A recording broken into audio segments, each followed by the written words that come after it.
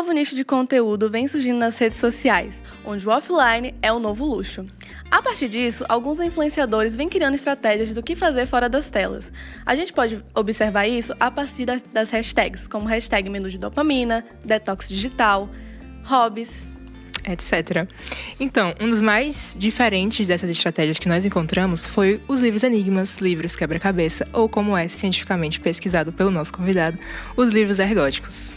Eu sou Samara e essa é Lília, e sejam bem-vindos ao videocast que te prova que ciência também é pop. Este é o De Repente Ciência, o podcast que une a tradição do repente com conhecimento científico. Episódio novo toda quinta-feira, no Spotify e no YouTube. Todas as nossas redes sociais são De Repente Ciência e estão disponíveis na descrição abaixo.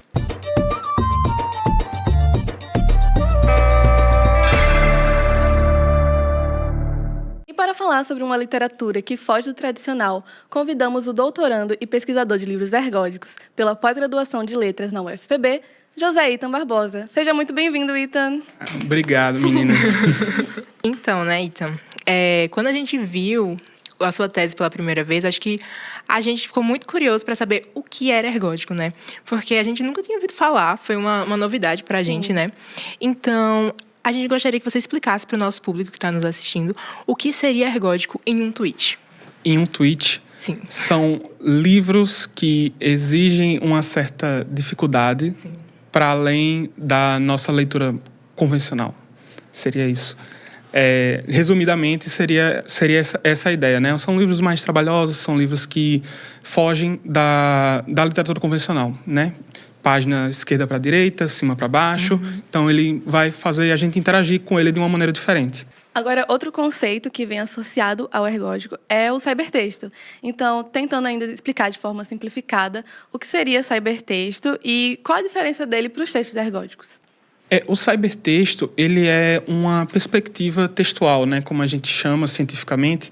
Ele não é propriamente um texto em si, mas uma maneira que a gente tem de ver o texto. Sim. Então, lá nos anos 90, um pesquisador norueguês, ele vai chegar nessa ideia do cybertexto para poder descrever os jogos de aventura, né, dos anos 80, 90, que estavam em alta, surgindo ainda com a evolução digital, né, do computador, as possibilidades que a gente conseguia fazer. E ele vai notar que esse conceito que ele vai chegar de cybertexto, na verdade, vai descrever uma série de outros textos que vêm antes desses jogos de aventura, né? Você tem um livro de divinação chinesa, o I Ching, que é muito citado. É um livro que você precisa jogar moedas ou alguns instrumentos para poder chegar numa conclusão. Você tem o jogo da amarelinha, do Julio Cortázar, na literatura latino-americana. Então, são textos que faziam com que a gente interagisse de maneira diferente, né?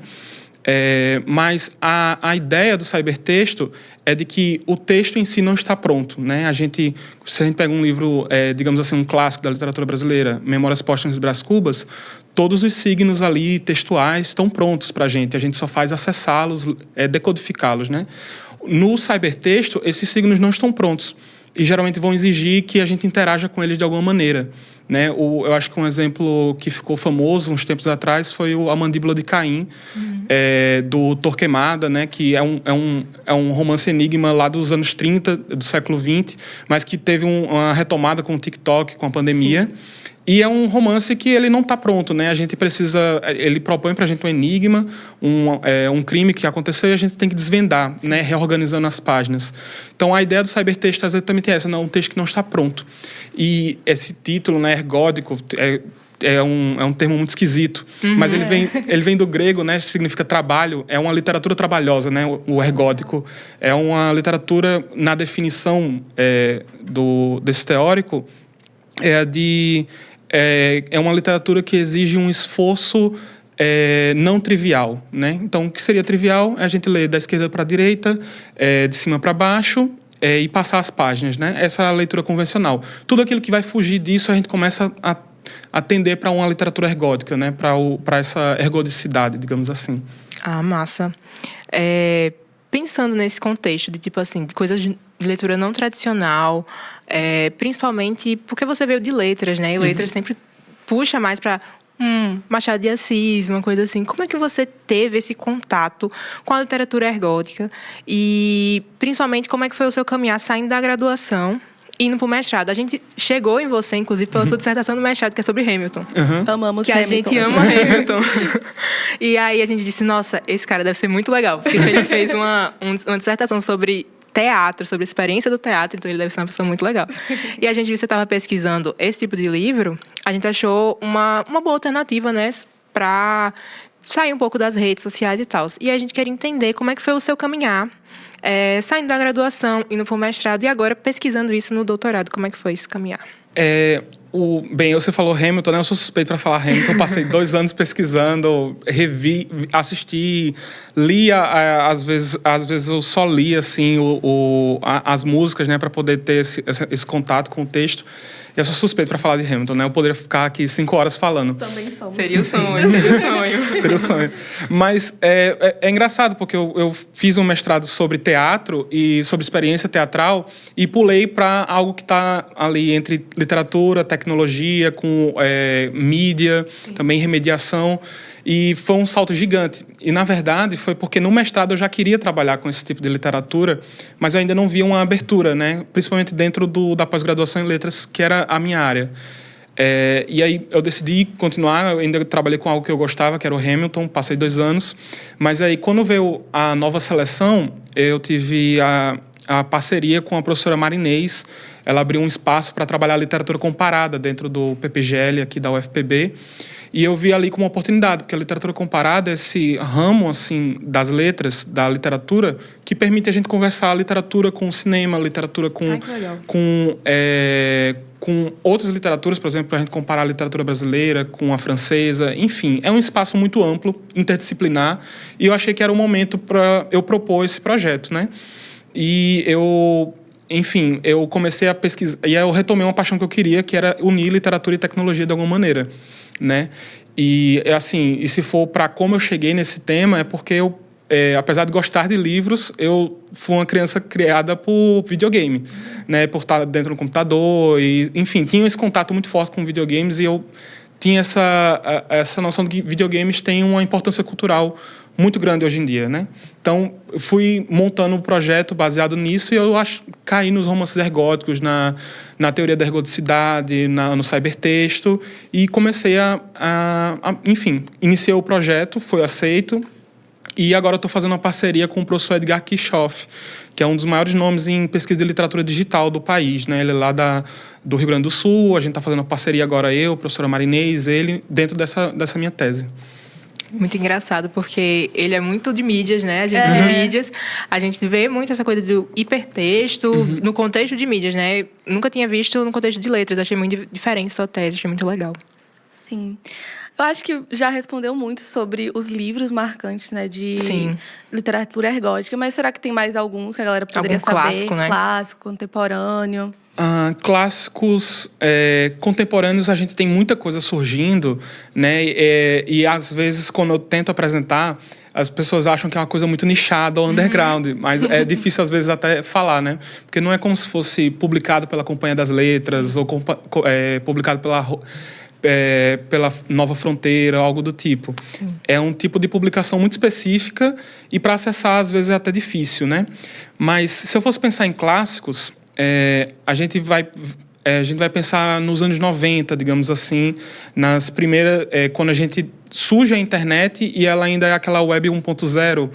A gente tem algumas cores, a gente tem basicamente uma navegação por links, né? A gente clica, acessa a página, ali tem um texto com uma limitação de formatação, né? A gente poucas imagens, quase nenhum vídeo.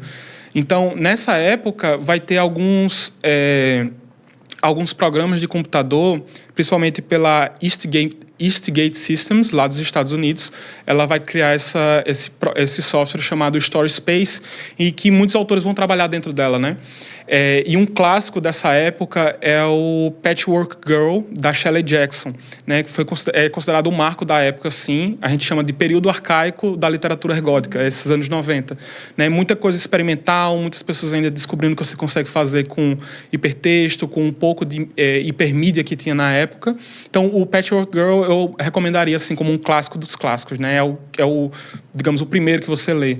Anteriormente a isso, a gente tem muita literatura experimental que buscava brincar com a hipertextualidade, né? Então, o Jogo da Amarelinha, do Cortázar, que é um romance com mais ou menos 150 capítulos, e os capítulos eles não têm uma ordem própria, né, de você ler. Você pode ler em várias ordens, e tem 2 ordens, digamos, canônicas que o autor propõe que você leia, né, o romance. Agora, contemporaneamente, a gente pode pensar... a gente pode até fazer essa retomada da Mandíbula de Caim. Eu acho que é um livro bastante interessante você sentar um pouco e tentar fazer o joguinho, assim, de tentar resolver o enigma. Mas tem um que é A Casa de Folhas, que eu até trouxe aqui para vocês darem uma olhada, que ele é mais ou menos dos anos 2000. E foi agora com essa edição da Dark Side, né, do ano passado, 2024. Ele é um dos exemplos, né, de literatura ergódica impressa, né? Ele trabalha com questão de remediação, ele trabalha com uso de fontes, hipertexto, imagem, fotos, para poder montar essa narrativa, né? E, ao mesmo tempo que ele brinca muito com as mídias que vão surgir nos anos 2000, na década de 90, ele ainda conversa muito com a literatura convencional, né? Então, ele é um romance, por exemplo, que brinca muito com... Ele evoca muitos elementos do gótico, da literatura fantástica, do sobrenatural. Então, é um livro que ele está no entremeio, digamos assim. Ele é uma literatura ergódica, ele também tem um pouco de convencional ainda, né? Mas ele desafia um pouco a gente a entendê-lo. Então, eu acho que seriam alguns exemplos, né? O Patchwork Girl, como clássico dos clássicos. Sim. A Casa de Folhas, assim, com uma coisa que está entre os 2 lugares. E A Mandíbula de Caim, assim, que eu acho que é um livro muito divertido. Se você tentar sentar assim, para poder resolver o mistério, acho interessante. E sobre divulgação dessa literatura ergódica, eu diria que tem a organização da literatura eletrônica, que eu acho que ela é uma curadoria da Universidade de Washington, Vancouver, e ela publica a cada 3 anos um volume de literatura ergódica, né? Então, um site, você pode lá acessar e procurar, né? Então, eu acho que é um bom exemplo do que a gente pode buscar. Algo que eu fiquei curiosa para saber é se é mais difícil se esses livros serem traduzidos para o português. Se tem muito conteúdo lá fora, mas aqui não chega a ser traduzido. Talvez por não ser tão comum esse tipo de livro aqui. Isso é uma das barreiras, né, principalmente de público. Então, é muito difícil, é uma literatura que é muito difícil de comercializar e uma literatura que ela já está dizendo, ela é trabalhosa, né? Ela exige um pouco uma interatividade que, às vezes, as pessoas não estão procurando na literatura. As pessoas procuram no cinema, ou na série, ou num videogame, por exemplo. As pessoas pensam em interatividade e pensam num videogame. Mas é um dos grandes desafios, né? Tanto é que a maneira como a gente vai catalogar essas narrativas é muito pela linguagem de programação, por exemplo, que aquele texto usou para ser montado, e digamos, a língua de interação, né? Vai ser o português, vai ser o inglês. Então, não tem muito trabalho, realmente, de você traduzir. Você tem que acessar na língua mãe. Mas também, eu acho que existe um consenso entre os autores da literatura eletrônica e ergódica de produzirem conteúdo em inglês, né? Para tornar já acessível os seus trabalhos. No caso A Casa de Folhas é um grande exemplo. Ele foi publicado nos anos 2000, mas ele levou 24 anos para chegar aqui no Brasil, né, com uma edição. Ele é um livro muito difícil de editar. Ele é um livro que a ordem das páginas e também a diagramação dele importa muito. Então, é custoso você fazer essa tradução, você traduzir e manter como o autor queria, né? Eu acho que a Dark Side fez um ótimo trabalho, assim, de trazer o livro para aqui, para o Brasil, mas é um dos grandes desafios da literatura ergódica e da acessibilidade. Sim. Pensando nesse contexto, tipo, a gente percebe que é uma coisa difícil de se trazer para o cotidiano da maioria da população, né? Mas como você falou, você foi uma criança que cresceu em meio aos videogames. Então, tipo assim, você acha que a literatura ergódica, se fosse mais popular, seria um bom caminho para esses jovens que estão muito em telas, que estão muito viciadas em redes sociais, querem dopamina o tempo todo, ou que, enfim, estão acostumados a muita interação? Seria um bom caminho para introduzi-los na literatura de alguma forma? O que você acha sobre isso? Eu acho que eu acho que é um caminho interessante para a gente trabalhar, de trazer de como as possibilidades da tecnologia digital, do que a gente consegue fazer para manipular hipertextos, brincar com a própria linguagem, é algo interessante. Então, eu já tive a oportunidade de ministrar 2 minicursos sobre literatura eletrônica, que os 2 eu faço uma proposta de como trazer literatura eletrônica para a sala de aula do ensino básico, né? Ai, que legal. E uma delas foi uma adaptação que eu fiz do minicurso do professor Leonardo de Flores, trabalhar com poesia cibernética, né? Poesia gerada automaticamente. Então, eu usei o ChatGPT, eu mostrei como você criar um código fácil de HTML e depois você fazer um breve soneto em que as palavras vão se alterando toda vez que a página dá refresh, né? E fazer isso dentro do contexto de sala de aula mesmo, ensino básico. Então, eu estou trazendo poesia, estou mostrando como você pode utilizar, por exemplo, o ChatGPT para outras funções que a gente geralmente não usa, para realmente brincar com a linguagem, que eu acho que é o caminho que a gente tem que fazer com jovens, né? Sim. Que a gente, às vezes, só recebe informação, mas a gente não processa ela, sabe? A gente não se demora nessa... E a literatura é exatamente isso, a gente se demorar mais com a linguagem, a gente apreciá-la e... enfim, eu acho que seria um bom caminho. Tem estratégias de como a gente pode usar a ergodicidade para ensinar leitura literária e para trabalhar. Mas aí eu cito já um exemplo, que é um romance hipertextual brasileiro chamado Quarto de Esquecimento, acho que é do Vinícius Henning, que ele vai fazer uma releitura do Quarto de Despejo da Carolina Maria de Jesus. Então ele pega um clássico da literatura brasileira e readapta dentro de uma lógica hipertextual. Nossa, legal. Então já é excelente para, por exemplo, trazer para o ensino médio, mostrar para eles como eles podem interagir com o diário da Carolina, como é que funciona um diário, por exemplo. E, enfim, é bastante interessante como a gente pode juntar a interatividade com a leitura literária. Que massa. E sobre o mercado desses livros, ele entra no seu doutorado ou é mais afastado essa parte? Uma das questões que eu estou enfrentando assim, com meus orientadores é a questão de escolher o que eu vou estudar, né? Então, a princípio, a minha ideia era trabalhar com romances impressos ergóticos, né? O exemplo da Casa de Folhas, A Mandíbula de Caim seria outro exemplo. A gente tem um outro clássico da literatura brasileira que é um pouco ergótico, que é o Avalovara, do Osman Lins, mas ele propôs o seguinte, que eu trouxesse algo mais contemporâneo, né? Dentro da lógica dos videogames mesmo, seria interessante trazer. E aí ele disse para ter cuidado também com essa questão, porque quando a gente trabalha com algo que é comercial demais, a gente tem que ter um pé atrás. Porque muitas vezes a gente pode tratar aquilo ali como se fosse experimental ou como se fosse inovador, quando na verdade não é. É só o mercado tentando achar maneiras de trazer nova interatividade. Então, entra, sim, uma questão, um debate, digamos assim, sobre a comercialização desses textos, se ele vem da indústria dos videogames, por exemplo, ou ele vem de um escritor, programador, artista visual que está trabalhando em casa com os próprios recursos, usando, não sei, Unity, HTML, o básico, para poder criar os seus romances, as suas histórias hipertextuais. Então, entra o debate de onde está vindo essa literatura. Ela vem de grandes produtoras, grandes estúdios, ou vem pessoas trabalhando independentemente com essa arte, né?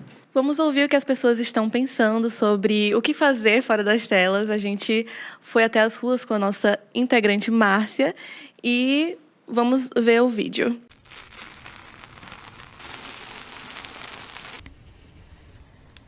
Ei, há quanto tempo você está rolando o feed? Viemos a uma livraria para perguntar às pessoas o que elas vêm fazendo para se divertir fora das telas. Eu sou Márcia Riane e esse é mais um De Repente nas Ruas. O que você veio procurar na livraria hoje e qual o estilo de livro que você mais gosta? Eu só vim dar uma passada aqui pra dar uma olhada e tal, mas normalmente eu leio mais livros de suspense e terror, um pouco de romance também. Tô terminando de ler um livro agora, eu estou pensando o que eu quero pra frente, qual vai ser o tema que eu vou procurar, e aí eu tô dando uma olhada às vezes aqui. Sobre o celular. Vocês passam muito tempo nas redes sociais, ali, mexendo no feed. Vocês acham que isso é algo natural ou vocês acham que isso não faz bem pra vocês e vocês queriam mudar isso? Assim, eu acho que meu uso é até controlado, sabe? Porque na verdade não dá nem muito tempo. De manhã é faculdade, trabalhar. E aí, tipo, o tempo que eu tenho mesmo é antes de dormir ou então no caminho do ônibus. E aí eu tento dar uma controlada porque o tempo que eu tenho pra ler também é no ônibus, né?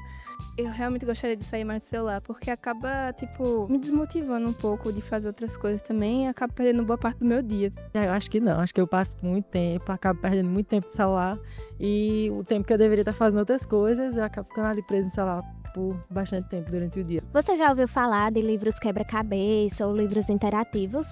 Um exemplo desse tipo de livro é A Mandíbula de Caim, um livro que fez muito sucesso na época da pandemia e que basicamente o autor desafia o leitor a arrancar as páginas e colocar em outros lugares para descobrir qual é a história certa. E você já ouviu falar desse tipo de livro e o que você acha deles? Já ouvi falar, sim, ficou bem famosinho por um tempo, né, nas redes sociais também. Eu nunca vi pessoalmente também, mas eu acho bem interessante. Eu, por exemplo, nunca vi um livro desse, mas o livro mais parecido que eu vi no TikTok, que é aquele Destrua o Seu Diário. Todo dia você vai destruindo a folha. Eu achei muito interessante, até vi aqui na livraria pra ver, mas em si nunca vi um livro desse assim. Eu acho particularmente interessante, só que como uma pessoa extremamente ansiosa, quando eu vou ler um livro que tenha esse aspecto, eu acabo querendo todos os finais possíveis. Então eu tenho que ficar indo e voltando até eu conseguir zerar o livro, como se fosse um jogo. A gente vai conversar com um pesquisador especialista nesse tipo de livro e eu queria saber se vocês têm alguma pergunta para ele, se vocês querem saber como funciona esse tipo de livro. Eu queria saber qual é a ideia criativa que você tem, porque pra você poder esquematizar, pra montar tudo, essa questão de tirar a página, faz assim, faz dessa forma, eu acho que não deve ser algo assim tão simples que, simplesmente criei. E sabe de onde é que surge essa ideia criativa, né? E como é que funciona esse processo de criação? Porque não é muito normal você simplesmente criar um livro interativo, é bem difícil, dependendo da versão do livro. Então, como é que se cria o roteiro? Vamos supor, o livro seja uma questão voltada a um conto ou a uma história. Como é que se cria um livro interativo com a história e com um conto? Isso, pra mim, é bem difícil de entender e de pensar como eu criaria um livro assim. E você, já ouviu falar de livros quebra-cabeça? O que vem fazendo para passar menos tempo nas telas? Conta pra gente aqui nos comentários. Tchau! Então, eu acho que a galera trouxe alguns pontos bem interessantes. Um que eu queria saber é sobre Destrua esse Diário. Ele entraria como livro ergódico? Eu acho que não. Eu nunca tive contato com o Destrua o Diário, mas eu conheço a ideia por trás dele, né? E assim, se a gente for pensar, livros interativos e literatura ergódica, eles conversam entre si, né? Sim. Mas a gente pode fazer uma diferenciação. Então, livros que a gente interage com eles sempre existiram, né? A gente ter uma interação com eles, seja rasgando, seja abrindo ele de uma maneira específica. A questão é saber até que ponto, digamos assim, a criação de novos sentidos está relacionado com a interação, né? Então, o diário está pronto, o conteúdo vem de mim ou vem do livro, por exemplo, ou vem da maneira como eu monto esse livro. Então, eu teria que conhecer mais o Destrua Seu Diário para poder falar, né? Mas eu acredito que a proposta do Destrua Seu Diário não é ser literário, digamos assim, né? Criar uma história tem uma história dentro dele, a gente tem que interagir de alguma maneira para poder chegar até o final, ou os finais possíveis. Eu acho que a ideia é mais você trazer algo para interagir no dia a dia, você colocar muito de si ali dentro e destruindo, né? Digamos assim, é uma experiência, mas não é propriamente uma experiência ergódica, digamos assim. Sim. Eu acho que seria essa a diferença, basicamente. Legal. É bom saber essas diferenças, né? Pra gente entender que existe a interação, de fato, e existe o ergódico. E acho que a outra pergunta bem interessante que o pessoal trouxe seria como que faz esses roteiros, como é que tem esse pensamento criativo por trás. Inclusive, até uma dúvida que a gente ficou, você já fez algum texto ergódico? Já se arriscou em escrever alguma coisa do tipo? Ainda não, mas eu tenho um planejamento para poder escrever dentro da literatura ergódica, de pelo menos tentar, né? Algo muito simples, talvez baseado em HTML, que tenha principalmente narrativo, assim. Mas eu já, como eu tinha dito anteriormente, nos minicursos que eu já ministrei sobre literatura eletrônica, a gente acabou criando dentro de sala de aula mesmo alguns poemas generativos, né? Então, você criar a página web lá E ela, a página, toda vez que ela reinicia, digamos assim, ela propõe um novo texto para a gente, né? Então, já é uma maneira, digamos, é um pequeno texto ergódico, né? Um pequeno poema ergódico. Seria o máximo que eu já fui. Mas eu planejo, sim, escrever dentro dessa área. Mas eu ainda acho que eu tenho que focar na tese primeiro, estudar esses livros um pouco mais e aprender com eles. E sobre como se cria esses livros, né, é bastante interessante, porque a literatura convencional, a gente imagina que a gente tem personagem, tem narrador, tempo, espaço, a gente consegue montar essas coisas digamos, a gente consegue imaginar como o autor chega nessas soluções. Mas quando a gente trata de interatividade, a gente fica perguntando como é que o autor vai chegar nisso? Como é que ele interage com esses pontos? Então, aí vai onde a literatura ergódica, ela conversa muito com os videogames, né? Então, você tem um planejamento, você tem que planejar o caminho do jogador, né? Por onde ele vai passar, onde é que ele vai chegar, onde é que ele pode se dividir, e você tem um controle da experiência do jogador, né? A gente, então, esses autores que trabalham com literatura ergódica, eles vão tratar como um videogame mesmo. Eles têm que ter uma ciência de qual é o caminho que o jogador está fazendo dentro do livro e onde é que ele pode chegar, onde é que ele pode bater com a parede para poder retornar um estágio anterior e, claro, encaminhar o jogador para os finais que ele está planejando ali dentro. Então, é quase como um mapeamento. Ele tem que mapear a experiência do jogador para poder chegar nesses finais. O teórico que eu falei, que o norueguês, ele chega a pensar que na literatura ergódica o autor é muito mais um configurador do texto do que um escritor, né? Ele está criando configurações de como aquele texto pode ser organizado para depois propor ao leitor para chegar nessas configurações, nessas interações possíveis. É como se fosse um grande fluxo de usuário com várias possíveis setinhas e tal. Exatamente, é dessa maneira. A gente pensa na experiência do usuário, né? Como Sim. que ele vai interagir, como que ele vai chegar em certas soluções. Massa. Agora te perguntando, como que você acha que esse mercado tá... Você trouxe a questão do mercado lá fora e que é difícil de traduzir, de fato, mas você vê uma perspectiva de mudança nesse cenário no Brasil, fora, principalmente para trazer eles físicos, que você disse que é bem difícil de colocar ele em editoras e tal. Como é que você acha que é a perspectiva de abranger mais público desse tipo de literatura? A primeira solução é que tem que ter um interesse. Tem que ter editoras, eu penso principalmente no mercado mais independente, editoras pequenas, quererem trazer esses livros. Você tem livros de RPG, livros interativos, livros-jogos que são trazidos para o Brasil, mas você vê que é um espaço de editoras independentes, né? Então, eu acho que o futuro ainda da literatura ergódica ela é bastante underground. Ela sobrevive debaixo do mercado e acha os leitores que têm esse interesse. Então, o que eu vejo de comum é que o público-alvo desse tipo de literatura, geralmente, eles são pessoas que já jogam RPG de mesa, por exemplo, têm esse interesse, e aí acabam sabendo que existe e vão à procura. Então, eu acho que começa assim, mais ou menos, a formação desse público e vem muito de editoras independentes trazerem, né?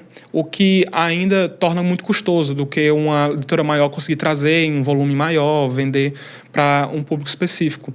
E, claro, a gente tem sempre a interatividade, ela pode ser por si própria, um motivo para esse livro ser vendável no Brasil. Vê o exemplo da Mandíbula de Caim. É um livro que tem quase 100 anos de idade, mas que ele foi ressuscitado durante a pandemia.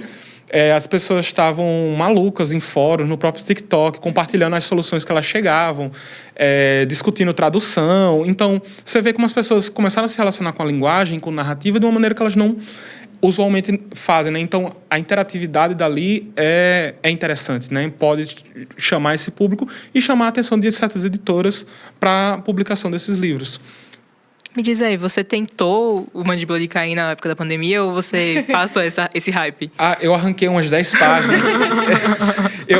eu abri, aí tem uma cartelinha, né, que você tem que botar o assassino, como tudo aconteceu, para você enviar para a editora e ver se você ganha o prêmio. Eu lembro que eu destaquei e eu comecei.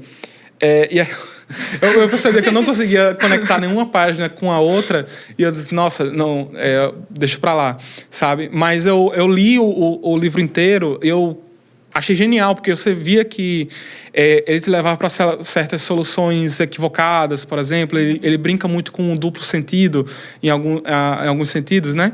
Então, eu achei muito divertido de tentar, né? Mas eu vi que é muito difícil, né? Ele foi feito para ser difícil. Então, eu me instiguei, foi uma tarde muito divertida que eu tive na minha vida, assim, pra você poder interagir com o livro. E é um livro curto, ele tem... Sim. São 100 páginas destacáveis, né? E elas ocupam, de texto, elas ocupam pouquíssimo espaço na página. Então, acho que é algo interessante, né? O Mandíbula de Caim para a gente interagir. A gente não pensa na literatura dessa forma. Quando ela pede destaque isso, coloque na sua...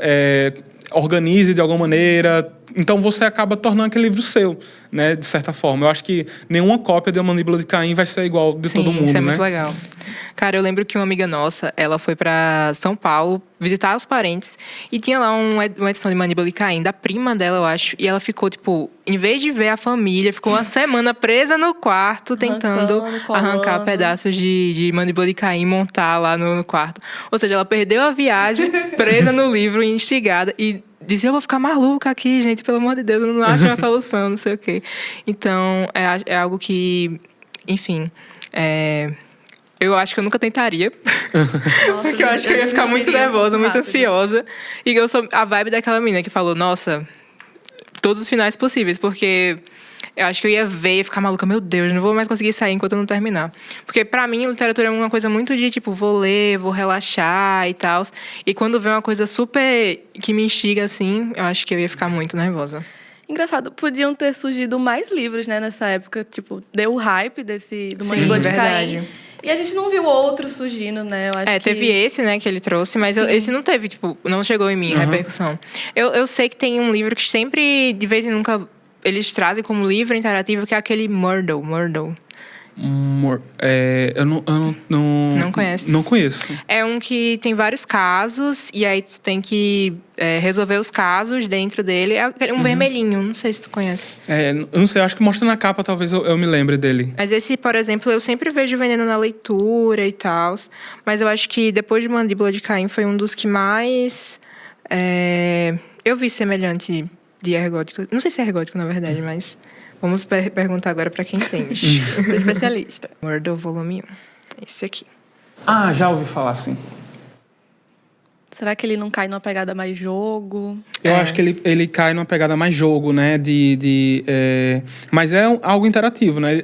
Pelo que eu entendi, ele propõe 100 mistérios, né? Básicos e impossíveis para você solucionar. Então, é bastante interessante, como se fossem quase contos, né? Que você vai solucionando.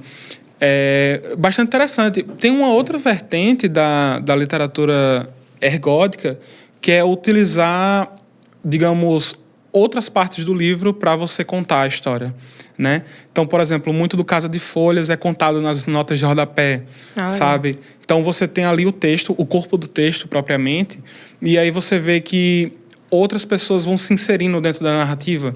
Então, você tem alguém que escreve de vermelho, outra pessoa escreve Times New Roman. Sim, eu dei uma olhada aí, negócio vermelho. E aí você tem várias vozes falando ao mesmo tempo, ao longo do livro, né? Então, aí muita coisa está nas notas de fim, muitas coisas estão no anexo. Então, você fica indo e voltando, assim, para poder tentar acompanhar a história, sabe? A edição desse livro deve estar dando muito trabalho. É muito trabalho. Porque não é de arrancar, né? Igual a Mandíbula de Caim. Não é de arrancar. Exatamente. É você lendo e entendendo as vozes, nossa. Você entendendo como é que está se montando esse livro, né? Como é que está o mistério dessa casa. Outro bastante interessante, que é de um autor já clássico lá dos Estados Unidos, que é o Jay Ballard, escreveu Crash, enfim. Ele tem um conto chamado O Índice, né? Que ele conta a biografia de uma pessoa através de um índice remissivo. Então, você não tem história, de fato, você não tem parágrafos, você só tem um índice remissivo do livro que você vai entendendo como foi a vida dessa pessoa, né? O que é que ele fez em vida. Então, tem muito da literatura ergótica que busca brincar com o livro de outra maneira, né? O Modelo de Caim, de você destacar as páginas, reorganizá-las. O Casa de Folhas, notas de rodapé, anexos, diversas fontes para poder contar a história. O índice, você usar o índice remissivo para poder contar uma história. Você não pensa dessa maneira, né? Então, é uma literatura que faz você pensar o contrário, às vezes, né? De como você pode repensar as maneiras de contar narrativas. E cada autor pode buscar fazer de uma forma completamente diferente. Completamente diferente. Usar fotos, imagens, reorganizar as páginas não convencionais. Tem um bastante interessante, eu acho que eu posso pegar aqui o celular. Posso pegar o celular para poder mostrar? Sim. Que é dos anos 60, esse livro, chamado 100 mil bilhões de poemas. Eu ia mostrar como é que ele funciona. Esse livro, ele é um livro de sonetos, né? E aí, cada verso do soneto, você consegue mudar a página. Nossa, cara. E quando você muda, você tem um soneto novo, né? Cada verso você pode ir alternando. Meu Deus do céu. Então, esse aqui é loucura. Esse aqui eu acho que as editoras iam ficar loucas para publicar isso. Nossa, deve ser muito difícil. Porque deve ser muito difícil de manter, não amassar, né, na hora de transporte, isso. etc. É uma coisa bem personalizável. Até pensar numa tecnologia para ter isso online deve ser muito complicado, né? Pois eu acho que tem uma versão em francês desse livro, de toda vez que você aperta gerar, né, ele faz um soneto novo para você, baseado no livro. Mas, por exemplo, ele nunca foi traduzido para português, então a gente acessar ele é bastante complicado, né? A gente teria que ter o trabalho da editora para montar o livro, né, e fazer esse desafio, né? Porque na prática se um soneto tem 14 versos, são 14 listras que você tem que ficar virando, né, junto com as páginas. Então é um desafio comercial e um desafio de público também, né? Sim. É algo muito manual também, né? Tipo, de imaginar uma gráfica fazendo isso é bem complicado, né? Mas, enfim, eu acho que a gente já pode ir se encaminhando pro final, a gente já falou bastante, né? E aí, a gente vai deixar um espacinho para você dar uma indicação de livro, pode ser gótico ou não, de filme, série, o que você quiser, o espaço é seu. Pode ser seu também, não sei se você publica livro ainda. Não publico livros, não sou escritor a princípio. O meu interesse com a literatura gótica é exatamente brincar com a interatividade, né? Mas eu posso recomendar um combo? Pode, fica à vontade. É um jogo e o livro ergótico. Eu vou recomendar o Casa de Folhas, né, como livro ergótico. Mostrei essa Eu acho que ele é um livro ergótico, mas que ele brinca muito com as nossas ideias convencionais de literatura. Então, mesmo você não sendo a favor, né, mas gostar de literatura ergótica, você ainda consegue ler, você entende a ideia dele, ele só é desafiante, né? Ele desafia você a chegar até o final, você entender a história toda. Então, eu recomendaria assim, para as pessoas buscarem saber e também para a gente abrir espaço mais, né, desse livro no Brasil. Mas como combo temático e também na ideia de hipertexto, eu recomendo um jogo que é o Disco Elysium, de 2019. Ele é de 2019, ele foi republicado depois em 2021.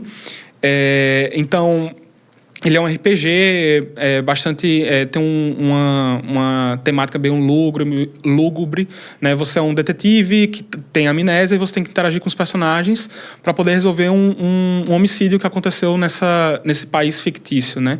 Então, e ele é assim...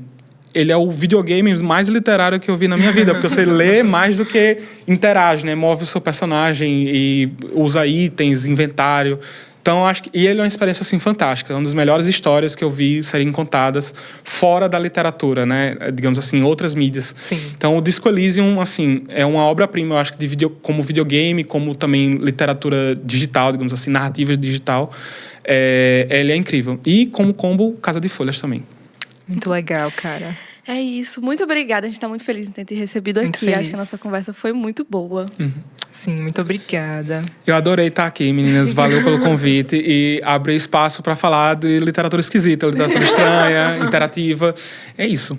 Muito obrigado. E muito obrigada a você que nos acompanhou até aqui. Esse foi mais um De Repente Ciência. Esse videocast foi produzido pelos alunos do curso de Mídias Digitais na UFPB, sob a orientação do professor Sérgio Rodrigo Ferreira. Nesse episódio tivemos a apresentação e roteiro de Lilian Gabriela e Samara Lima, direção de Danilo Chianca e Márcia Riani, trilha sonora por Lucas Brandão e Mozart Nogueira.